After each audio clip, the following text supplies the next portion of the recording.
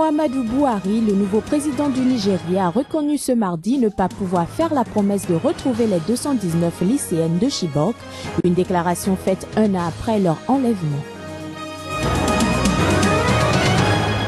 Rebondissement lundi dans le dossier Kameri à Kinshasa avec le renvoi de l'affaire devant la Cour constitutionnelle. Vital Kameri est poursuivi pour diffamation contre une députée.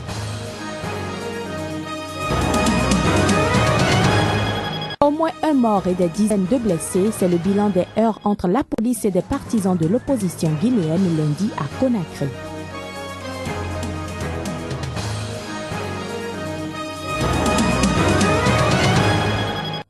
Ravi de vous retrouver pour ce journal. Bienvenue à toutes et à tous. Muhammadu Buhari, président nouvellement élu du Nigeria, a reconnu ce mardi qu'il ne pouvait pas promettre de retrouver les 219 lycéennes de Chibok. J'aimerais beaucoup pouvoir le faire, mais je ne peux pas promettre de les retrouver. Leur localisation reste inconnue. Ainsi s'exprimait-il à travers un communiqué. Un an jour pour jour qu'elles ont été enlevées par le groupe islamiste Boko Haram.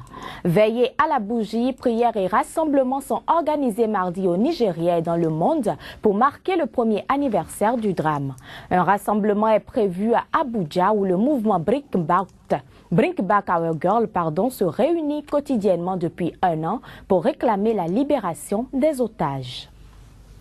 L'ONG Amnesty International a dressé un rapport dans lequel il accuse ouvertement la secte Boko Haram de crimes contre l'humanité. Le document a été rendu public le lundi à Dakar par le directeur adjoint de Amnesty International, Afrique de l'Ouest et Afrique centrale et porte sur les atrocités commises pour le groupe dans la communauté. Voici un extrait du rapport portant sur les filles de Chibok et les démarches envers les autorités nigérianes pour en finir avec la secte. Malheureusement, nous n'avons pas d'informations sur le sort des filles de Chibok qui ont été enlevées, mais nous avons des informations sur l'échelle et la gravité des enlèvements à grande échelle de femmes et de jeunes filles dans le nord du Nigeria. Nous avons parlé à des centaines de témoins et nous avons établi que plus de 2000 femmes et jeunes filles ont été enlevées par Boko Haram depuis le début de 2014. Elles ont été forcées de marier des combattants de Boko Haram et elles sont leurs servantes, elles font leur ménage, etc. Certaines ont même été obligées de participer à des entraînements et à attaquer leur propre village.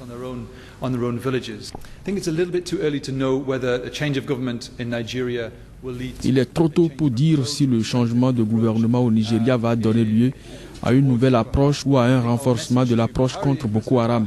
Notre message au président Buhari est le même que celui que nous avions adressé au président Jonathan. Il faut changer l'échelle des actions contre Boko Haram pour protéger les civils et aussi assurer que les troupes respectent bien le droit international. Il faut que toute personne soupçonnée de crimes de guerre ou de crimes contre l'humanité soit poursuivie par la justice.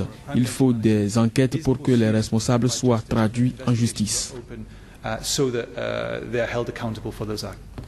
Déjà un an que plus de 200 lycéennes de Chibok ont été enlevées par le groupe islamiste Boko Haram, Malala Yousafzai, la jeune prix Nobel de la paix pakistanaise, a appelé lundi les dirigeants nigériens et la communauté internationale à faire plus d'efforts pour leur libération. Cet appel intervient après la victoire du général Buhari, le nouveau président qui a promis lors de sa campagne électorale lutter contre Boko Haram.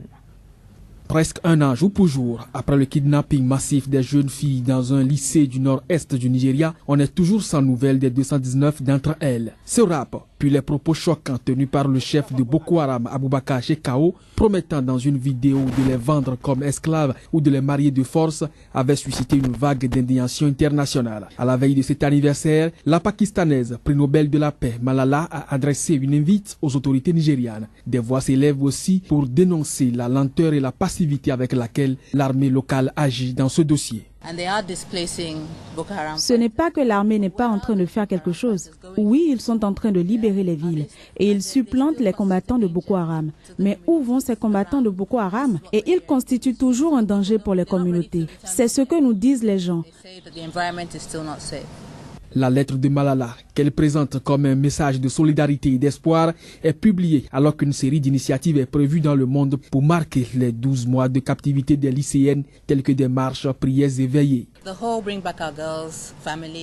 L'ensemble de la famille de Bring Back Our Girl, les familles des filles de Chibok, tous les sympathisants dès le premier jour, nous avons juste décidé de garder cet espoir, la foi et croire que nos filles sont vivantes et qu'elles vont revenir à la maison en toute sécurité. Le 14 avril 2014, des combattants de Boko Haram avaient pénétré dans un dortoir du lycée de Chibok, une ville de l'état de Borno dans le nord-est du Nigeria, où l'insurrection islamiste faisait rage depuis des années.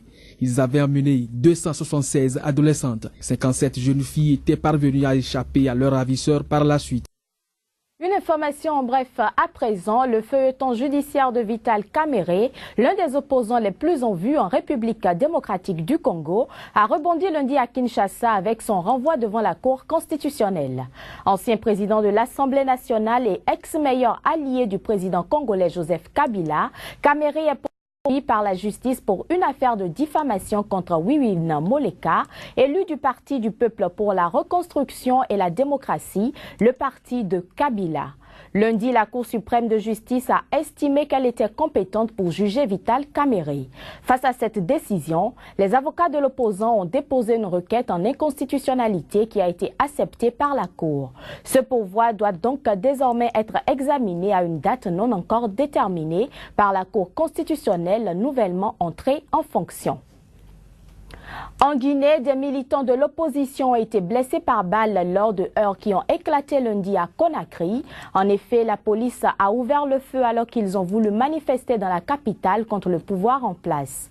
Bilan, au moins une personne a été tuée et une dizaine d'autres ont été blessés par balle. Cependant, le ministère guinéen de la Sécurité a démenti que la police ait utilisé des armes à feu contre des protestataires. Les détails. De violents affrontements ont opposé des partisans de l'opposition aux forces de l'ordre en Guinée ce lundi. Les heurts ont éclaté après que la police a ouvert le feu sur la foule qui voulait manifester contre le pouvoir en place. Au total, une dizaine de personnes ont été blessées et conduites à l'hôpital. La manifestation en question fait suite à l'appel de l'opposition à manifester contre l'insécurité dont elle impute la responsabilité au président Alpha Condé après l'agression de son porte-parole le 4 avril dernier à Conakry. Une attitude dénoncée par le président du groupe parlementaire de la majorité qui accuse l'opposition de vouloir instaurer un climat d'instabilité dans le pays par des manifestations non autorisées. L'opposition guinéenne dénonce également l'inversion du calendrier électoral après que la Commission électorale nationale indépendante ait fixé la présidentielle à octobre 2015, repoussant une nouvelle fois à mars 2016 les élections locales qui ne sont plus tenues depuis 2005. Le 20 avril prochain, le barreau du Bénin célébrera ses 50 ans. À la veille de cet anniversaire, les avocats ont initié une série d'activités, notamment l'assistance aux personnes démunies, incapables de s'offrir le service d'un avocat. Nous vous proposons ici un extrait des propos du bâtonnier de l'Ordre des avocats du Bénin, Maître Cyril Djikui.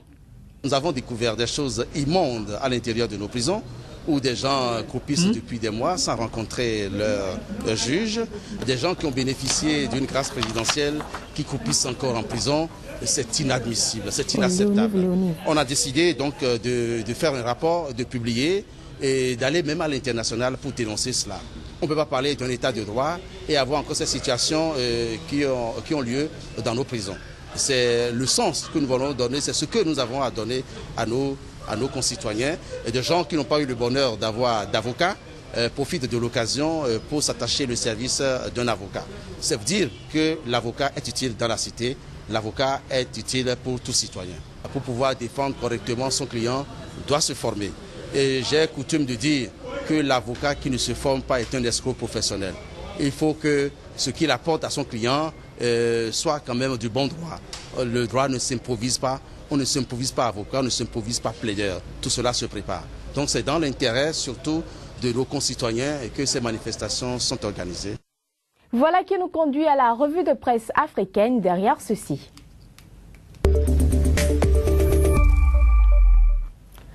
La revue de presse africaine avec Joël Yetonji qu'on ne présente plus. Bonjour Joël. Bonjour Bella et bonjour à tous. Alors la revue de ce jour, nous la démarrons par la Guinée. En Guinée-Conakry, la tension reste toujours vive au lendemain de l'appel à manifestation publique de l'opposition. Tout à fait, et c'est CN 360 qui rapporte la nouvelle avec ce titre: Conakry paralysé par de violentes manifestations. CN 360 détaille les conditions dans lesquelles la marche s'est déroulée. Guinée-Conakry Info, manifestation de l'opposition, l'État Simoto s'en donne à cœur joie. Vision Guinée donne à lire le bilan de la marche et note une trentaine de blessés, dont 6 par balle. Aminata, le site d'information guinéen, parle de 3 personnes fusillées par des gendarmes. Ngui s'est rapproché de la police qui dément avoir utilisé des armes à feu contre les manifestants. Joël Tondi, en RDC, la polémique enfle à nouveau au sujet de l'arrestation des activistes toujours détenus. Oui, passé l'accalmie, c'est la mobilisation. Œil d'Afrique rapporte que la société civile s'est à nouveau mobilisée pour faire libérer les activistes arrêtés en RDC. On est au Vision, même titre. Un collectif d'organisation de défense des droits humains demande la libération des activistes pro-démocratie détenus en secret en RDC. Rendons-nous à présent au Sénégal où la réduction du mandat présidentiel de 7 à 5 ans du président déchaîne toujours les passions. Oui, l'AS quotidien donne à lire à cet effet Macky Sall sur la réduction de son mandat. L'AS quotidien, ce n'est pas parce que je me suis engagé, déclare Macky Sall, qu'obligatoirement le mandat doit être réduit. Sibarou, Macky Sall clôt le débat sur la durée de son mandat, mais ouvre un autre front, lequel à découvrir dans les colonnes de Sibarou.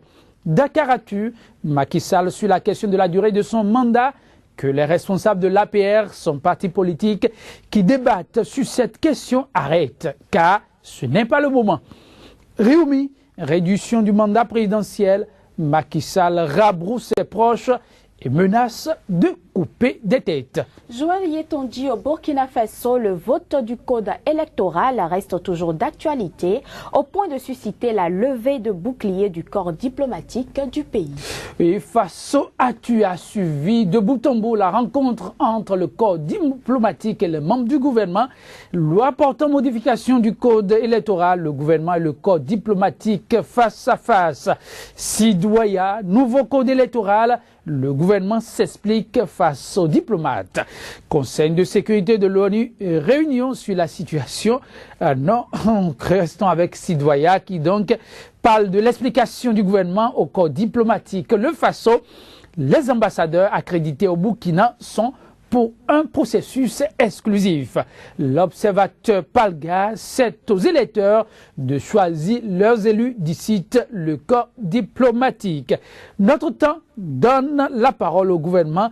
Le gouvernement face au corps diplomatique déclare le code électoral répond à la volonté publique. Et face à cette déclaration, aujourd'hui, au Faso nous apprend que le corps diplomatique a réitéré son soutien indéfectible à la transition. Joël Tondi, ce sera tout pour la revue de ce jour. Merci à vous pour cette belle préparation. Merci à vous de nous avoir accordé ce temps de partage à vos côtés. Madame, Monsieur, ce sera également tout pour cette édition. Merci à vous de nous avoir suivis et merci de toujours nous préférer pour vous informer. À bientôt.